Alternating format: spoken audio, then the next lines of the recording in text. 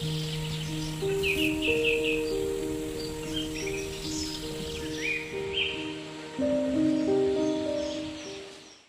ಪ್ರೀತಿ ಉಳ್ಳಂತಹ ದೇವಜನರೇ, ನಿಮ್ಮೆಲ್ಲರನ್ನು ಕೂಡ ಯೇಸುವಿನ ಹೆಸರಲ್ಲಿ ನಾನು ವಂದಿಸ್ತೇನೆ. ನಾವು ಈ ರೀತಿಯಾಗಿ ನ್ಯೂ ಹೋಪ್ ಎಂಬಂತ ಈ ಚಾನಲ್ ಮೂಲಕವಾಗಿ ನಿಮ್ಮನ್ನ ಭೇಟಿ ಮಾಡೋದ್ರಿಂದ ತುಂಬಾ ಸಂತೋಷವುಳ್ಳವನಾಗಿದ್ದೀನಿ.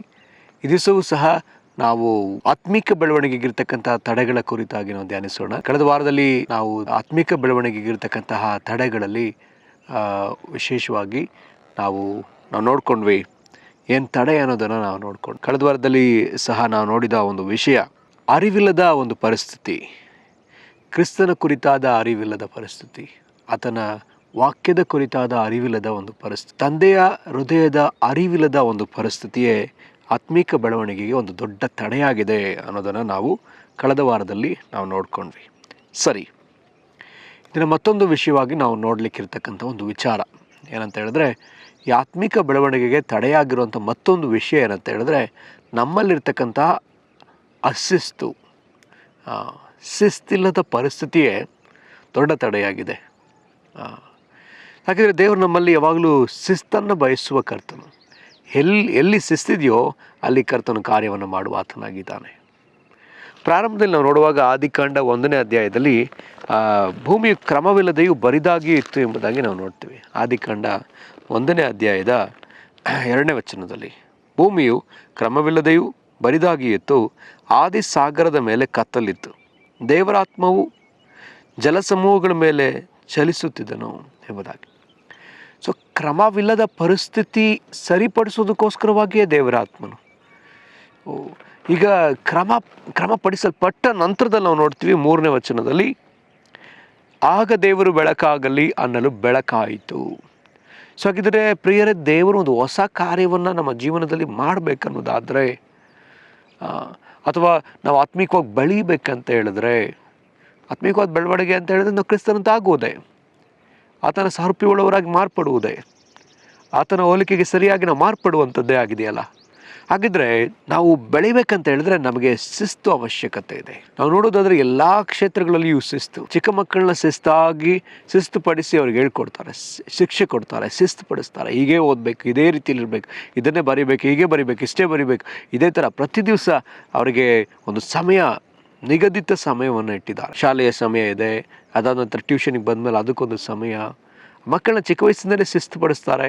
ಅದರಿಂದಲೇ ನೋಡ್ರಿ, ಅವರು ಉತ್ತಮವಾದ ಒಂದು ವಿದ್ಯಾಭ್ಯಾಸದಲ್ಲಿ ಉತ್ತೀರ್ಣರಾಗ್ತಾರೆ, ಜ್ಞಾನ ಪಡ್ಕೊಳ್ತಾರೆ, ಈ ಲೋಕದಲ್ಲಿ ಒಂದು ಅಧಿಕಾರಿಯಾಗಿ ಜೀವನ ಮಾಡ್ತಾರೆ. ಶಿಸ್ತಿಲ್ಲದ ಜೀವಿತದಲ್ಲಿ ಯಾವ ಸಾಧನೆಯೂ ಕೂಡ ಮಾಡ್ಲಿಕ್ಕೆ ಸಾಧ್ಯವೇ ಇಲ್ಲ. ಇವತ್ತಿರ್ತಕ್ಕಂಥ ಅನೇಕ ದೇವಸೇವಕರುಗಳ ಜೀವಿತಗಳಿರಬಹುದು, ಮತ್ತು ದೇವರಿಗಾಗಿ ಬಲವಾಗಿ ಪ್ರಜ್ವಲಿಸ್ತಿರ್ತಕ್ಕಂಥ ದೇವಸೇವಕರುಗಳು, ಮತ್ತು ತುಂಬ ದೊಡ್ಡ ಶ್ರೀಮಂತರ ಜೀವನಗಳು, ಮತ್ತು ದೊಡ್ಡ ರಾಜಕಾರಣಿಗಳ ಜೀವನಗಳು. ಅವ್ರ ಜೀವನದಲ್ಲಿ ನಾವು ನೋಡೋದಾದರೆ ಅವರು ತುಂಬ ಶಿಸ್ತುಳ್ಳವರಾಗಿ ಜೀವಿಸ್ತಾರೆ. ಅವ್ರದ್ದು ಟೈಮ್ ಟೇಬಲ್ ಹಾಕ್ಕೊಂಡು ಜೀವನ ಮಾಡೋದನ್ನು ನೋಡ್ತಾರೆ. ಅವರು ಬೆಳಗ್ಗೆ ಎಷ್ಟು ಗಂಟೆಗೆ ಎದ್ದೇಳಬೇಕು, ಎಷ್ಟು ಗಂಟೆಗೆ ಮಲಗಬೇಕು, ಎಲ್ಲಿಗೆ ಹೋಗಬೇಕು, ಎಲ್ಲಿಗೆ ಹೋಗಬಾರ್ದು, ಎಲ್ಲವನ್ನ ಅವರು ಪಟ್ಟಿ ಮಾಡಿ ಅವರು ಜೀವನ ಮಾಡೋದನ್ನು ನಾವು ನೋಡ್ತೀವಿ. ಕ್ರಮವಾದ ಒಂದು ಜೀವನ. ಅವ್ರು ಕೇಳಿದ್ರೆ ನಮಗೆ ಗೊತ್ತಾಗುತ್ತೆ ನಾಳೆ ಎಲ್ಲಿಗೆ ಹೋಗ್ಬೇಕು ಅವ್ರಿಗೆ ಗೊತ್ತಿದೆ. ಆದರೆ ದೇವರ ಮಕ್ಕಳಾಗಿರೋ ನಮಗೆ ಕ್ರಮವಿಲ್ಲದ ಪರಿಸ್ಥಿತಿ ಇರೋದ್ರಿಂದಲೇ ನಾವು ಆತ್ಮಿಕವಾಗಿ ಬೆಳೆಯೋಕ್ಕಾಗ್ತಿಲ್ಲ ಪ್ರಿಯರೇ. ನಾವು ಕ್ರಮಪಡಿಸಿಕೊಳ್ಳಬೇಕಾಗಿದೆ. ನಮ್ಮ ಜೀವನ ಕ್ರಮವಾಗಬೇಕಾಗಿದೆ. ಆರ್ಡರ್ ಆದ ವಿಷಯ ಬೇಕಾಗಿದೆ. ದೇವರು ಆದಾಮ ಅವಳನ್ನು ನಾವು ನೋಡೋದಾದರೆ ಅವ್ರನ್ನ ಆತ್ಮ, ಪ್ರಾಣ, ಶರೀರವಾಗಿ ಅವ್ರನ್ನ ಉಂಟು ಮಾಡ್ತಾರೆ. ಮೊದಲ ಪ್ರಾಮುಖ್ಯತೆ ಆತ್ಮಕ್ಕೆ, ಅದಾದ ನಂತರ ಪ್ರಾಣಕ್ಕೆ, ಅದಾದ ನಂತರವೇ ಶರೀರಕ್ಕೆ. ಅಂದರೆ ಅವರು ಯಾವಾಗ ಪಾಪವನ್ನು ಮಾಡ್ತಾರೋ, ಪಾಪ ಮಾಡಿದ ನಂತರ ಈ ಆರ್ಡರ್, ಈ ಒಂದು ಕ್ರಮ ತಪ್ಪಿ ಹೋಯಿತು. ಮೊದಲನೇದಾಗಿ ಅವ್ರಿಗೆ ಬರ್ತಿರೋದೇ ಶರೀರ, ಅಥವಾ ಮೊದಲನೇದಾಗಿ ಬರ್ತಿರೋದೇ ಪ್ರಾಣ ಅಂತ ಹೇಳ್ಬೋದು. ಅಲ್ಲಿ ನಾವು ನೋಡೋದಾದ್ರೆ 3ನೇ ಅಧ್ಯಾಯ, ಆದಿಕಾಂಡ 3ನೇ ಅಧ್ಯಾಯದಲ್ಲಿ ಪ್ರಾರಂಭದ ವಚನಗಳಲ್ಲಿ ಸೈತಾನನು ಬಂದು ಸರ್ಪದ ಮೂಲಕವಾಗಿ ಆತ ಬಂದು ಹೇಳ್ತಾನೆ, ಏನಪ್ಪ, ತೋಟದಲ್ಲಿರುವ ಯಾವ ಮರದನ್ನು ನೀವು ತಿನ್ನಬಾರದೆಂದು ದೇವರು ಅಪ್ಪಣೆ ಕೊಟ್ಟಿರುವುದು ನಿಜವೋ ಎಂದು ಕೇಳಲು ಸ್ತ್ರೀಯು, ತೋಟದಲ್ಲಿರುವ ಮರಗಳ ಹಣ್ಣುಗಳನ್ನು ನಾವು ತಿನ್ನಬಹುದು, ಆದರೆ ತೋಟದ ಮಧ್ಯದಲ್ಲಿರುವ ಆ ಮರದ ವಿಷಯವಾಗಿ ಇದನ್ನು ತಿನ್ನಲು ಕೊಡಲು ಮುಟ್ಟಲು ಕೊಡದು, ತಿಂದರೆ ಸಾಯುವಿರಿ ಎಂದು ದೇವರು ಹೇಳಿದ್ದಾನೆ ಅಂದಳು. ಆಗ ಸರ್ಪವು ಸ್ತ್ರೀಗೆ, ನೀವು ಹೇಗೂ ಸಾಯುವುದಿಲ್ಲ, ನೀವು ಇದರ ಹಣ್ಣನ್ನು ತಿಂದಾಗಲೇ ನಿಮ್ಮ ಕಣ್ಣುಗಳು ತೆರೆಯುವವು, ನೀವು ದೇವರಂತೆ ಆಗಿ ಒಳ್ಳೆದರ ಕೆಟ್ಟದರ ಭೇದವನ್ನು ಅರಿತವರಾಗುವಿರಿ, ಇದು ದೇವರಿಗೆ ಚೆನ್ನಾಗಿ ಗೊತ್ತುಂಟು ಅಂದಿತ್ತು. ಆಗ ಸ್ತ್ರೀಯು ಆ ಮರದ ಹಣ್ಣನ್ನು ತಿನ್ನುವುದಕ್ಕೆ ಉತ್ತಮವಾಗಿಯೂ ಶರೀರ ನೋಡುವುದಕ್ಕೆ ರಮ್ಯವಾಗಿಯೂ ಜ್ಞಾನೋದಯಕ್ಕೆ ಅಪೇಕ್ಷಿಸತಕ್ಕದಾಗಿಯೂ ಇದೆ. ರಮ್ಯವಾದದ್ದಾಗಿದೆ, ಅಪೇಕ್ಷಿಸತಕ್ಕದ್ದಾಗಿದೆ. ಹಾಗಿದ್ರೆ ನೋಡ್ರಿ, ಆತ್ಮ ಪ್ರಾಣ ಶರೀರ ಈಗ ಏನಾಗ್ತಿದೆ? ಶರೀರ ಪ್ರಾಣ ಆತ್ಮವಾಗಿ ಏನಾಯ್ತು? ಆರ್ಡರ್ ಆಗಿದ್ದದ್ದು ದೇವರದನ್ನ ಕ್ರಮವಾಗಿ ಇಟ್ಟಿದ್ರು, ಸೈತಾನ ಬಂದು ಅದನ್ನ ಕ್ರಮವನ್ನ ಏನ್ ಮಾಡಿದ್ದಾನೆ? ಅಕ್ರಮವಾಗಿ ಜೋಡಿಸ್ತಾ ಇದ್ದಾನೆ. ಮಾನವ ಕುಲದಲ್ಲಿ ಏನ್ ಮಾಡ್ದ? ಸೈತಾನ ಇದನ್ನ ಅಕ್ರಮ ಪಡಿಸ್ಬಿಟ್ಟಿದ್ದಾನೆ.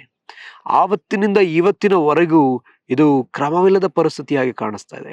ಅಪೊಸ್ತಲ ಕೃತ್ಯ ದಿವಸಗಳಲ್ಲಿ ನಾವು ನೋಡ್ತೇವೆ, ಅಪೊಸ್ತಲ ಕೃತ್ಯಗಳ ದಿನಗಳಲ್ಲಿ ಆ ಊಟದ ವಿಚಾರದಲ್ಲಿ ಸಮಸ್ಯೆಗಳು ಬಂದಾಗ, ಊಟದ ವಿಷಯದಲ್ಲಿ ಆ ಒಂದು ಹೋರಾಟ ಬಂದಾಗ, ಇಬ್ರಿಯ ಸ್ತ್ರೀಯರಿಗೂ ಆ ಒಂದು ಗ್ರೀಕ್ ಸ್ತ್ರೀಯರ ಮಧ್ಯದಲ್ಲಿ ಸರಿಯಾದ ಪರಂಪರೆಗೆ ಆಗ್ತಾ ಇಲ್ಲ ಅನ್ನುವಂತಹ ಒಂದು ಕಂಪ್ಲೇಂಟ್ ಬಂದಾಗ ನಾವು ನೋಡ್ತೀವಿ, ಆ ಅಪೊಸ್ತಲರು ಆ ವಿಷಯವನ್ನೇ ಬಿಟ್ಟುಬಿಟ್ರು. ನಾವು ವಾಕ್ಯೋಪದೇಶದಲ್ಲಿಯೂ, ರೊಟ್ಟಿ ಮುರಿಯೋದ್ರಲ್ಲಿಯೂ, ಪ್ರಾರ್ಥನೆ ಮಾಡೋದ್ರಲ್ಲಿಯೂ ನಾವು ನಿರತರಾಗಿರ್ತೇವೆ. ಈ ಕೆಲಸ ನಮಗೆ ಬೇಡ ಎಂಬುದಾಗಿ ಅದಕ್ಕೆ ರಿಸೈನ್ ಬರೆದು ಹೋಗುವುದನ್ನು ನಾವು ಕಾಣ್ತೀವಿ. ಕಾರಣ, ಅವರು ಆತ್ಮಕ್ಕೆ ಮೊದಲ ಪ್ರಾಮುಖ್ಯತೆ ಕೊಟ್ಟರು. ಅದಾದ ನಂತರ ಕಡೆಯದಾಗಿ ಊಟಕ್ಕೆ ಪ್ರಾಮುಖ್ಯತೆ. ಅದಕ್ಕೆ ಅಂತ ಅಂದ್ಬಿಟ್ಟು ಅವ್ರನ್ನ ಟೋಟಲ್ ಆಗಿ ಪರಾಮರ್ಶನ ಬಿಟ್ಟರು ಅಂತಿಲ್ಲ. ಆ ಊಟದ ವಿಷಯದಲ್ಲಿ ಪರಾಮರ್ಶಲಿಕ್ಕೆ, ಆ ಪರಾಂಪರಿಕೆ ವಿಚಾರಕ್ಕೆ ಬೇಕಾದಂತಹ ಕೆಲಸಗಾರರನ್ನ, ಅದು ನೋಡ್ಕೊಳ್ಳಿಕ್ಕೆ ಕೆಲವು ಜವಾಬ್ದಾರಿಯುತವಾದಂತಹ ವ್ಯಕ್ತಿಗಳನ್ನ ಅವರು ಏನ್ ಮಾಡ್ತಾರೆ ಅಂತ ಹೇಳಿದ್ರೆ, ಕೆಲವು ಯವನಸ್ಥರನ್ನ ಆಯ್ಕೆ ಮಾಡ್ಕೊಳ್ತಾರೆ. ಸ್ಟೇಫಾನ, ನಿಕನೋರ, ಪ್ರಕೋರ. ಸೊ ಈ ರೀತಿಯಾಗಿ 7 ಜನರನ್ನ ಅವರು 7 ಅಥವಾ 5 ಜನರನ್ನ ಆಯ್ಕೆ ಮಾಡ್ತಾರೆ. ಸರಿ, ಹೀಗೆ ನಮ್ಮ ದೇವರು ಕ್ರಮವನ್ನ ಬಯಸುವ ದೇವರು. ಈ ಆದಿಕಾಂಡದಲ್ಲಿ ಕ್ರಮ ತಪ್ಪಿ ಹೋಗಿರೋದನ್ನ ನಾವು ಕಾಣ್ತೀವಿ. ಕ್ರಮ ತಪ್ಪಿ ಇದು ಇನ್ನೂ ಕ್ರಮ ಹಾಳಾಗ್ತಾನೆ ಬರ್ತಿದೆ. ದೇವ್ರು ಯಾವ್ದನ್ನೆಲ್ಲ ಕ್ರಮಪಡಿಸಿದಾನೋ ಶತ್ರು ಅದನ್ನೆಲ್ಲ ಅಕ್ರಮಪಡಿಸ್ತಲೇ ಬರ್ತಿದ್ದಾನೆ. ನೋಡ್ರಿ, ದೇವರಿಗೆ ಅಕ್ರಮವಿರುವಾಗ ಅಲ್ಲಿ ದೇವರಿಗೆ ಕೋಪ ಬರ್ತದೆ. ದೇವರದನ್ನ ಮೇಲೆ ನಾಶನವನ್ನ ಬರಮಾಡ್ತಾರೆ. ಅದರಲ್ಲಿ ನಾವು ನೋಡೋದಾದ್ರೆ 6ನೇ ಅಧ್ಯಾಯದಲ್ಲಿ ಜಲ ಪ್ರಳಯವನ್ನ ತಂದದ್ದಕ್ಕೆ ಕಾರಣ ಕ್ರಮ ತಪ್ಪಿ ಹೋಯಿತು. ಎಲ್ಲಾ ಮನುಷ್ಯರು ಪಾಪ ಮಾಡಿ ದೇವರ ಆ ಒಂದು ಒಳ್ಳೆತನನ ಮರೆತು ದಾರಿ ತಪ್ಪಿ ನಡೆಯೋರಾಗಿ ಕಾಣಿಸ್ತಾ ಇದ್ದಾರೆ. ಎಲ್ಲರೂ ಕೂಡ ವ್ಯಭಿಚಾರದಲ್ಲಿ, ಸಲಿಂಗಗಾಮತೆಯಲ್ಲಿ, ಮದುವೆ ಮಾಡಿಕೊಳ್ಳುವಂಥದ್ದು, ಇದರಲ್ಲೇ ತಿನ್ನೋದು, ಕುಡಿಯೋದು, ಇದರಲ್ಲೇ ತಮ್ಮನ್ನು ತೊಡಗಿಸ್ಕೊಂಡಿದ್ದಾರೆ. ಈಗ ದೇವರು ಆ ಸಮಯದಲ್ಲಿ ಪ್ರಪಂಚದ ಮೇಲೆ ದೊಡ್ಡ ಪ್ರಳಯವನ್ನು ತಂದು, ಆಕಾಶ ತೂಬುಗಳನ್ನ ತೆರೆದು, ಭೂಮಿಯ ಸೆಲೆಗಳನ್ನ ತೆರೆದು 40 ದಿವಸ ಧಾರಾಕಾರವಾದ ಮಳೆ ಸುರಿಯುವಂತೆ ಮಾಡಿ ಭೂಮಿಯನ್ನೇ ಸರ್ವನಾಶ ಮಾಡಿದ್ರು. ಭೂಮಿಯಲ್ಲಿದ್ದ ಎಲ್ಲಾ ಜೀವಿಗಳು ನಾಶವಾಯಿತು. ನೋಹನ ಒಂದು ಹಡಗಿನಲ್ಲಿ, ಆ ಒಂದು ನಾವೆಯಲ್ಲಿ ಅಲ್ಲಿದ್ದಂಥ ಜೀವಿಗಳು, ಅಲ್ಲಿದ್ದಂಥ ಪಕ್ಷಿ ಪ್ರಾಣಿಗಳು ಮತ್ತು ಆತನ ಕುಟುಂಬವನ್ನು ಹೊರತುಪಡಿಸಿ ಎಲ್ಲವೂ ನಾಶವಾಗಿ ಹೋಯಿತು. ಅಂದ್ರೆ ಅರ್ಥ, ದೇವರು ಕ್ರಮವಿಲ್ಲದ ಪರಿಸ್ಥಿತಿಯನ್ನು ತೆಗೆದು ಕ್ರಮಪಡಿಸುವುದಕ್ಕೆ ಪ್ರಾರಂಭಿಸಿದರು.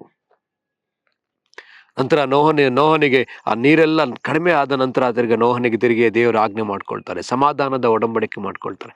ನಾನಿನ್ನು ಮುಂದೆ ನೀರಿನಿಂದ ಈ ಭೂಮಿಯನ್ನು ನಾಶಪಡಿಸೋದಿಲ್ಲ. ಸಮಾಧಾನದ ಒಡಂಬಡಿಕೆಗಾಗಿಯೇ ಆ ಒಂದು ಮಳೆ ಬಿಲ್ಲು, ಎಲ್ಲರೂ ಕಾಮನ ಬಿಲ್ಲು ಅಂತ ಹೇಳ್ತಾ ಇರೋದು ಕಾಮನ ಬಿಲ್ಲಲ್ಲ, ಬದಲಾಗಿದ್ದು ಮಳೆಯ ಬಿಲ್ಲು. ಮಳೆ ಬಿಲ್ಲನ್ನ ದೇವರು ತೋರಿಸಿ ನಾನು ಇನ್ನೊಂದಿಗೆ ಸಮಾಧಾನದ ಒಡಂಬಡಿಕೆಯನ್ನು ಮಾಡ್ಕೊಳ್ತೀನಿ ಅಂತೇಳಿ ಒಡಂಬಡಿಕೆಯನ್ನು ಮಾಡ್ಕೊಳ್ಳೋದನ್ನ ನಾವು ಕಾಣ್ತೀವಿ. ಹಾಗಿದ್ರೆ ಪ್ರಿಯರೇ, ದೇವರು ಮನುಷ್ಯನ ಸಂಗಡ ಮನುಷ್ಯನಲ್ಲಿ ಬಯಸುವಂಥದ್ದು ಏನಂತ ಹೇಳಿದ್ರೆ ಕ್ರಮ, ಶಿಸ್ತಾಗಿ ಇರುವಂತಹ ಜೀವಿತವನ್ನ ದೇವರು ಬಯಸ್ತಾರೆ. ದೇವರ ಆಲೋಚನೆ ಮೇರೆಗೆ ದೇವರು ಹೇಳಿದಂತೆಯೇ ಜೀವಿಸಬೇಕು, ದೇವರ ಕ್ರಮವಾಗಿಯೇ ಜೀವಿಸಬೇಕು. ನಾವು ಕಳೆದ ದಿನದಲ್ಲಿಯೂ ಕೂಡ ನಾವು ನೋಡಿದ್ವಿ, ಯೆಶಾಯ 1ನೇ ಅಧ್ಯಾಯದ 3ನೇ ವಚನದಲ್ಲಿ, ಎತ್ತು ತನ್ನ ಯಜಮಾನನನ್ನು, ಕತ್ತೆಯು ತನ್ನ ಗೋದಲಿಯನ್ನು, ಅಂದ್ರೆ ಆ ಒಂದು ಕೊಟ್ಟಿಗೆಯನ್ನು ಹರಿತಿರುತ್ತದೆ, ತಿಳಿದಿರ್ತದೆ. ನನ್ನ ಜನರಾದರೂ ನನ್ನ ದೇವರನ್ನ ತಿಳಿದಿಲ್ಲ, ಯೆಹೋವ ದೇವರನ್ನ ತಿಳಿಯಲಿಲ್ಲ, ತೊರೆದು ಬಿಟ್ಟಿದ್ದಾರೆ ಎಂಬುದಾಗಿ ನಾವು ಕಳೆದ ವಾರದಲ್ಲಿ ನಾವು ನೋಡಿದ್ದೇವೆ. ಹಾಗಿದ್ರೆ ಇಲ್ಲಿ ಪ್ರಿಯರೇ, ದೇವರು ಅದನ್ನೇ ಬಯಸ್ತಾ ಇದ್ದಾರೆ. ಆತನನ್ನು ತಿಳ್ಕೊಂಡವರಾಗಿ, ಆತನ ನಿಯಮವನ್ನು ತಿಳ್ಕೊಂಡವರಾಗಿ ನಾವು ಕ್ರಮವಾಗಿ ಜೀವಿಸುವಂಥದ್ದನ್ನೇ ದೇವರು ಬಯಸ್ತಾರೆ. ಕ್ರಮವಾಗಿ ಜೀವಿಸಬೇಕು, ಶಿಸ್ತಾಗಿ ಜೀವಿಸಬೇಕು, ಹೀಗೆಯೇ ಜೀವಿಸಬೇಕು.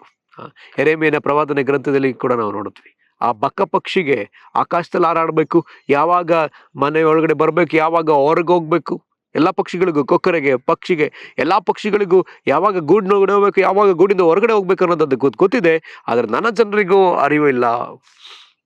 ಆತನ ನಿಯಮದ ಕುರಿತಾದ ತಿಳುವಳಿಕೆ ಇಲ್ಲ ಎಂಬುದಾಗಿ ಕಳೆದ ವಾರದಲ್ಲಿ ನಾವು ನೋಡಿದ್ದೇವೆ. ಕ್ರಮವನ್ನ ದೇವರು ಬಯಸುವ ಆತನಾಗಿದ್ದಾನೆ. ಅವನಲ್ಲಿ ಕ್ರಮವಿದೆಯೋ? ಕ್ರಮವಿಲ್ಲದೆ ಇರೋದಾದ್ರೆ ದೇವರು ಅದನ್ನು ಕ್ರಮಪಡಿಸುವುದಕ್ಕೆ ಬಯಸುವ ಕರ್ತನಾಗಿದ್ದಾನೆ. ಹಾಗೆಯೇ ಈ ತರ ನಾವು ನೋಡ್ತೀವಿ. ಅದಾದ ನಂತರದಲ್ಲಿ ದೇವರು ತನಗೇ ಅಂತ ಹೇಳಿ ಒಂದು ಸಂತತಿಯನ್ನು ಆಯ್ಕೆ ಮಾಡ್ಕೊಳ್ತಿದ್ದಾನೆ. ಅಬ್ರಹಾಮನ ಸಂತತಿಯಲ್ಲಿ ಈಸಾಕನಲ್ಲಿ ಯಾಕೋಬನಲ್ಲಿ 12 ಕುಲಗಳು. ಈ 12 ಕುಲಗಳಲ್ಲಿ ಯೋಸೆಫ, ಮನಸ್ಸೆ, ಎಫ್ರಾಯಿಮ್ ಆಯ್ಕೆ ಮಾಡ್ಕೊಳ್ಳೋದನ್ನ ನಾವು ನೋಡ್ತೀವಿ. ಇಲ್ಲಿಯೂ ಕೂಡ ದೇವರು ಅವ್ರನ್ನ 400 ವರ್ಷ ಆ ಒಂದು ದಾಸತ್ವದಲ್ಲಿ ಇರಿಸಿ ಅವರನ್ನ ಕ್ರಮಪಡಿಸುವುದನ್ನು ನಾವು ನೋಡ್ತೀವಿ. ಆ 400 ವರ್ಷದಲ್ಲಿ ಅವರು ಕ್ರಮಪಡಿಸಲ್ಪಡದೇ ಇದ್ದುದರಿಂದ ದೇವರಿಗೆ ಏನ್ ಮಾಡ್ತಿದ್ದಾರೆ, ಮತ್ತೆ ಅವ್ರನ್ನ ಅಡವಿಯಲ್ಲಿ ಇಟ್ಟು ಅವ್ರಿಗೆ ಧರ್ಮಶಾಸ್ತ್ರವನ್ನ ಕೊಟ್ಟು ಅವ್ರನ್ನ ಕ್ರಮಪಡಿಸ್ತಾ ಇದ್ದಾರೆ. ಹೀಗೆ ತಿನ್ಬೇಕು, ಹೀಗೆ ಕುಡಿಬೇಕು, ಇದನ್ನೇ ತಿನ್ಬೇಕು, ಇದನ್ನ ತಿನ್ಬಾರ್ದು, ನಿಮ್ಮನ್ನು ಹೀಗೆ ಶುದ್ಧೀಕರಿಸ್ಕೊಳ್ಬೇಕು, ಹೀಗೆ ದೇವ್ರನ್ನ ಆರಾಧಿಸ್ಬೇಕು, ನೀವು ಬೇರೆ ದೇವರುಗಳನ್ನ ಆರಾಧಿಸ್ಬಾರ್ದು. ಈ ರೀತಿಯಲ್ಲಿ ಅನೇಕ ವಿಚಾರಗಳನ್ನ ದೇವರು ಇಸ್ರಾಯೇಲ್ ಜನರಿಗೆ ಹೇಳೋದನ್ನ ನಾವು ಕಾಣ್ತೀವಿ.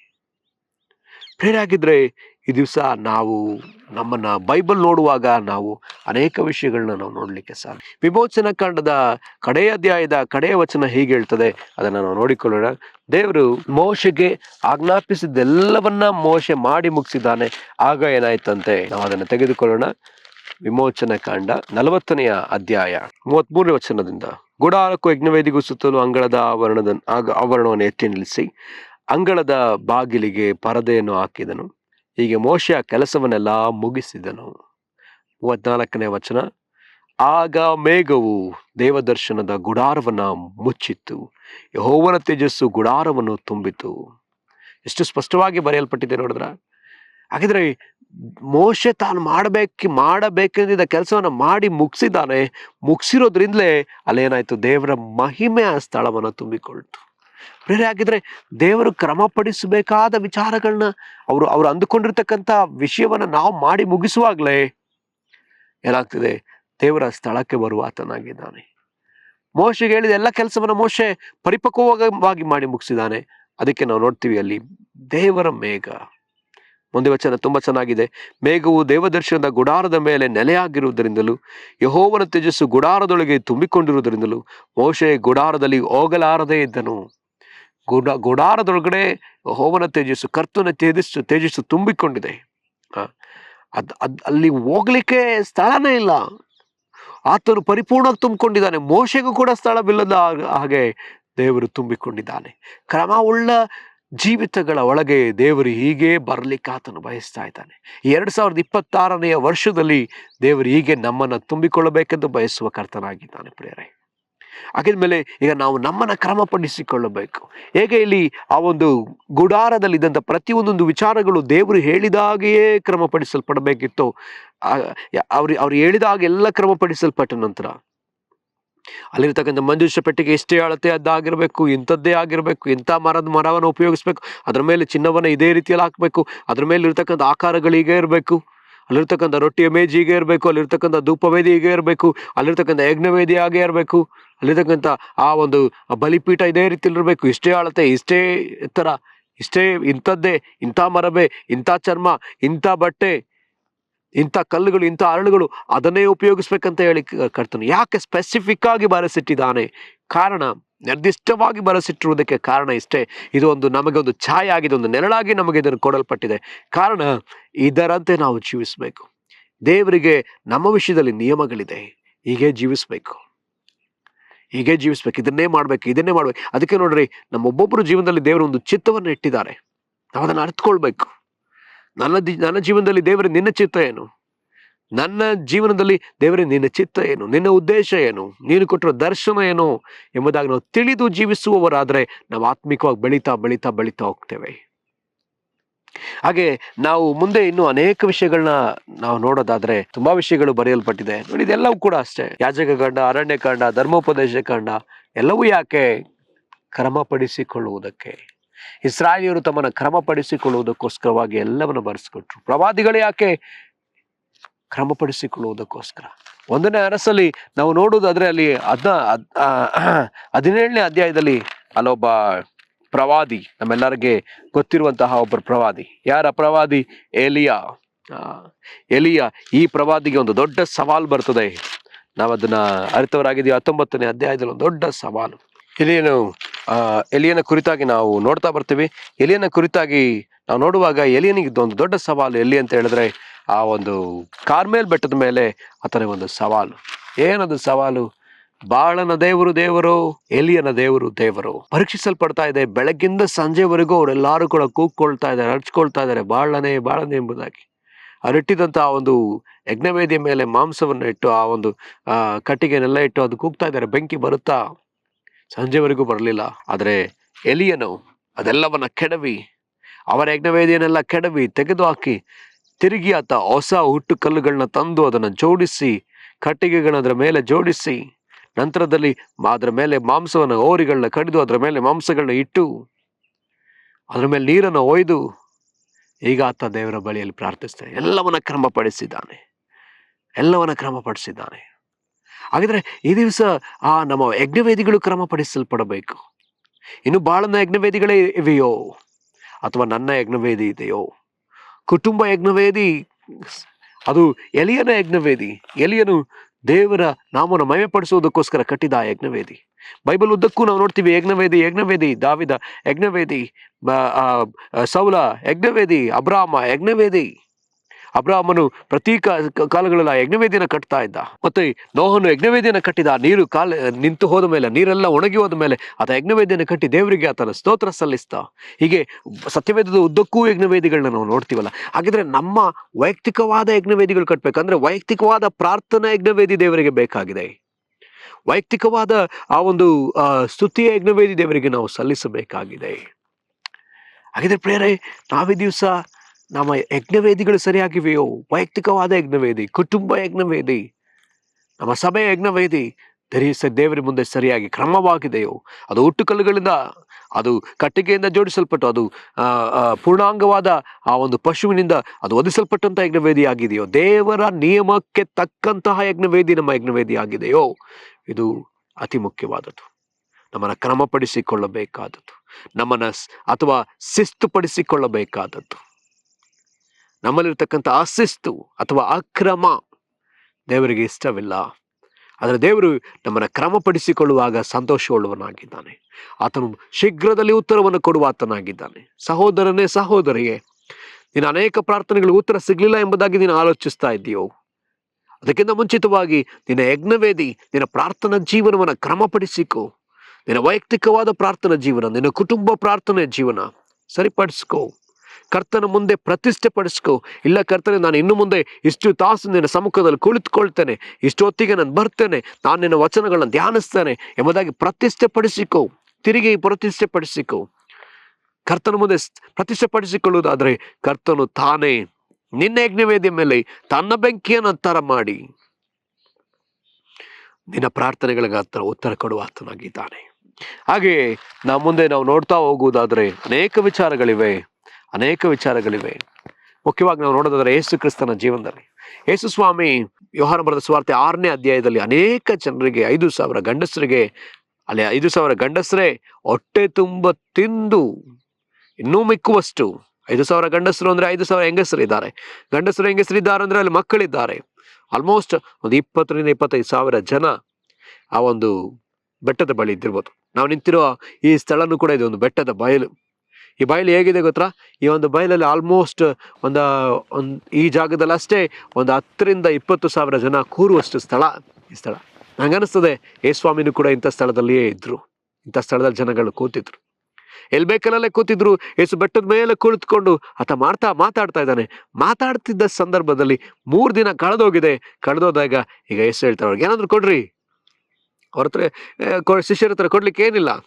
ಅದಕ್ಕೆ ಯೇಸು ಹೇಳ್ತಾರೆ, ನಿಮ್ಮ ಹತ್ರ ಏನಾದ್ರು ಇದೆಯಾ ನಿಮ್ಮ ಹತ್ರ?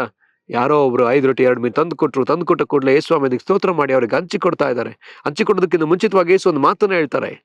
ಇದು ಅದ್ಭುತ ಮಾಡೋದಕ್ಕಿಂತ ಒಂದು ಮುಂಚಿತವಾದ ಒಂದು ಮಾತು, ಕ್ರಮಪಡಿಸುವಿಕೆ. ಎಲ್ಲರನ್ನು 50-50 ಆಗಿ 100-100 ಆಗಿ ಸಾಲಾಗಿ ಕೂರಿಸ್ರಿ.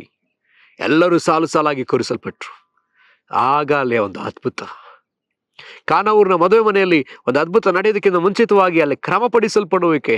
ಮೊದಲನೇದಾಗಿ ದೇವರು ಹೇಳ್ತಾರೆ, ಅಲ್ಲಿರ್ತಕ್ಕಂಥ ಕಲ್ಲಿನ ಬಾನೆಗಳನ್ನ, 6 ಕಲ್ಲಿನ ಬಾನೆಗಳನ್ನ ತೆಗೆದುಕೊಂಡು ಬನ್ರಿ, ನೀರಿನಿಂದ ತುಂಬಿಸ್ಕೊಂಡು ತಗೊಂಬನ್ರಿ. ಕ್ರಮಪಡಿಸಲ್ಪಡುವಿಕೆ. ಆ ಕ್ರಮಪಡಿಸಲ್ಪಟ್ಟ ನಂತರದಲ್ಲಿ ಆ ಒಂದು ನಾವು ನೋಡ್ತೀವಿ ಅಲ್ಲಿಂದ ಅದ್ಭುತ. ಬೇರೆ ದೇವರು ನಮ್ಮಲ್ಲಿ ಕೂಡ ಅದನ್ನೇ ಬಯಸ್ತಾನೆ. ಯೇಸುಸ್ವಾಮಿ ಲೋಕದಲ್ಲಿದ್ದಾಗ ಯಾರಾದ್ರೂ ಒಬ್ಬ ವ್ಯಕ್ತಿಯನ್ನ ಗುಣಪಡಿಸುವಾಗ್ಲೂ ಕೂಡ, ಸ್ವಸ್ಥಪಡಿಸುವಾಗ್ಲೂ ಕೂಡ ಅಲ್ಲಿ ಕ್ರಮಪಡಿಸಿದ ನಂತರ, ಅಲ್ಲಿ ಕ್ರಮ ಬಂದ ನಂತರದಲ್ಲಿಯೇ ದೇವರು ಏನಾದ್ರೂ ಒಂದು ಕಾರ್ಯ ಮಾಡ್ಲಿಕ್ಕೆ ಆಯ್ತು. ಅದನ್ನ ಒಂದು ವಾಕ್ಯ ಭಾಗವನ್ನ ನಾವು ಧ್ಯಾನಿಸೋಣ. ಆ ಯೋಹಾನ ಬರೆದ ಸುವಾರ್ತೆ 8ನೇ ಅಧ್ಯಾಯ, ಅದರಲ್ಲಿ ಈಗ ಬರೆಯಲ್ಪಟ್ಟಿದೆ, ಅದನ್ನು ನಾವು ನೋಡ್ಕೊಳ್ಳೋಣ. 10ನೇ ವಚನ.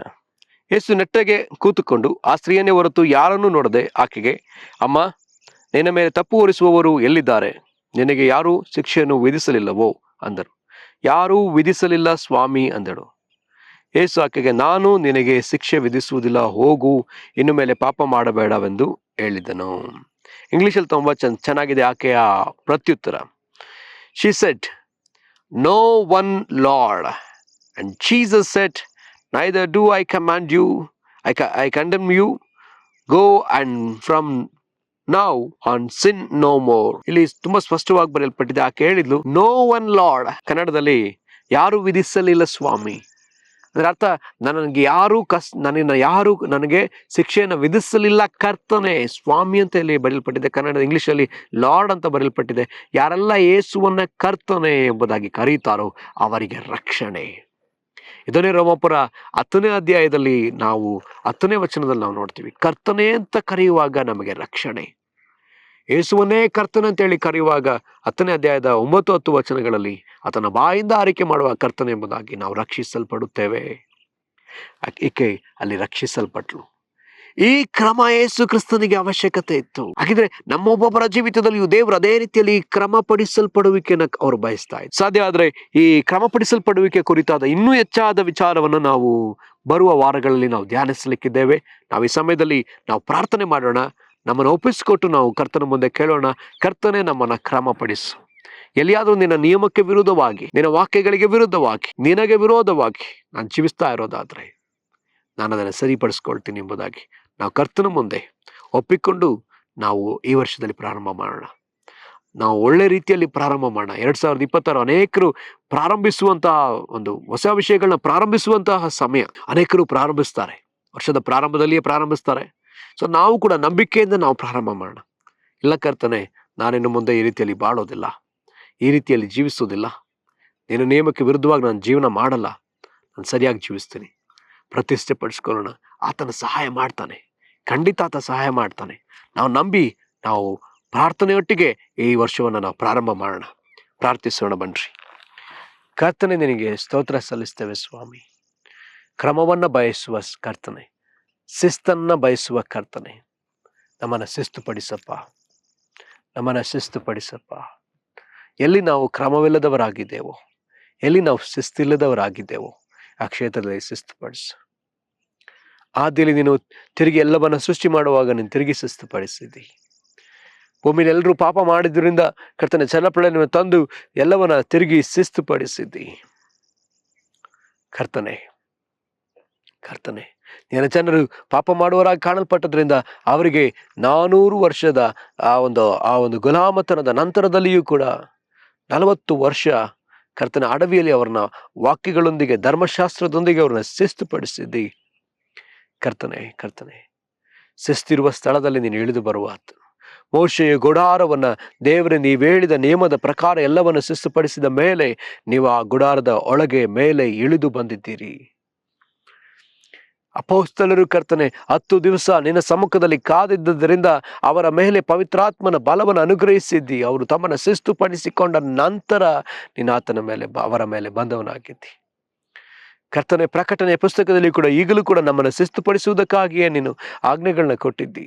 ನೀನು ತಿರುಗಿಕೋ, ನೀನು ಪಶ್ಚಾತ್ತಾಪ ಪಡು, ನೀನು ಮಾಡುವುದನ್ನು ತಿರುಗಿ ಮಾಡು, ಕ್ರಮಪಡಿಸಿಕೋ ಎಂಬುದಾಗಿ ಹೇಳಿದ್ದೀಯಲ್ಲ. ನಮ್ಮನ್ನು ಕ್ರಮಪಡಿಸ್ಕೊಳ್ಳಿಕ್ಕೆ, ನಮ್ಮಲ್ಲಿರ್ತಕ್ಕಂಥ ಶಿಸ್ತನ್ನೆಲ್ಲ ತೆಗೆದು ಬಿಡುವುದಕ್ಕೆ ನಮಗೆ ಸಹಾಯ ಮಾಡು. ಅಶಿಸ್ತು ನಮ್ಮನ್ನು ಬಿಟ್ಟು ಹೊರಗಾಕಲ್ಪಡಲಿ ಸ್ವಾಮಿ. ಅಶಿಸ್ತು ನಮ್ಮನ್ನು ಬಿಟ್ಟು ಹೊರಗಾಕಲ್ಪಡಲಿ, ನಮ್ಮಿಂದ ಅದು ತೆಗೆಯಲ್ಪಡಲಿ ಸ್ವಾಮಿ. ಕರ್ತನೆ, ನಮ್ಮನ್ನು ಶಿಸ್ತುಪಡಿಸು, ನಮ್ಮನ್ನು ಕ್ರಮಪಡಿಸು, ನಮ್ಮನ್ನು ಶಿಸ್ತುಪಡಿಸು. ನಮ್ಮ ನಿಮ್ಮ ಹಸ್ತಲ್ಲಿ ಒಪ್ಪಿಸ್ಕೊಡ್ತೀವಪ್ಪ. ನಿಮ್ಮ ಕೈಯಲ್ಲಿ ಒಪ್ಪಿಸ್ಕೊಡ್ತೀವಿ. ನಮ್ಮ ಜೀವನದ ಎಲ್ಲ ಕ್ಷೇತ್ರಗಳಿಗೆ ನೀವೇ ಒಡೆಯನಾಗಿರಿ ಅಪ್ಪ. ನಾವಲ್ಲಪ್ಪ, ನಮ್ಮ ಆಸೆ ಅಲ್ಲ, ನಮ್ಮ ಬಯಕೆ ಅಲ್ಲ, ನಮ್ಮ ಚಿತ್ತ ಅಲ್ಲ, ನಮ್ಮ ಆಲೋಚನೆಗಳಲ್ಲ, ನಮ್ಮ ಬಯಕೆ ಅಲ್ಲ, ನಮ್ಮ ಗುರಿಗಳಲ್ಲ ದೇವರೇ. ನಿನ್ನ ಆಸೆ, ನಿನ್ನ ನಿಯಮಗಳು, ನೀನು ಹೇಳಿರ್ತಕ್ಕಂಥ ವಚನಗಳು ಕರ್ತನೆ ನಮ್ಮ ಜೀವನದಲ್ಲಿ ಮುಖ್ಯವಾದ ಗುರಿಗಳಾಗಿ ಮಾರ್ಪಡಲಿ, ಶಿಸ್ತಾಗಿ ಮಾರ್ಪಡಲಿ. ಹಾಗೆ ನೀವು ಮಾಡುವುದಕ್ಕಾಗಿ ಸ್ತೋತ್ರ. ಎಲ್ಲ ಮಹಿಮೆ ಘನತೆ ನಿಮಗೆ ಸಲ್ಲಿಸ್ತೇವೆ. ಯೇಸುವಿನ ಹೆಸರಲ್ಲಿ ಪ್ರಾರ್ಥಿಸ್ತೇವೆ ಪ್ರೀತಿಯ ತಂದೆಯಾದ ದೇವರೇ. Amen, amen. ಕರ್ತನು ನಿಮ್ಮೆಲ್ಲರನ್ನು ಕೂಡ ಆಶೀರ್ವದಿಸಲಿ. ನಾವು ಶಿಸ್ತಿನಿಂದ ನಮ್ಮ ಜೀವಿತವನ್ನು ಕರ್ತನಿಗೆ ಒಪ್ಪಿಸಿಕೊಟ್ಟು ನಾವು ಜೀವಿಸೋಣ. ಧನ್ಯವಾದಗಳು.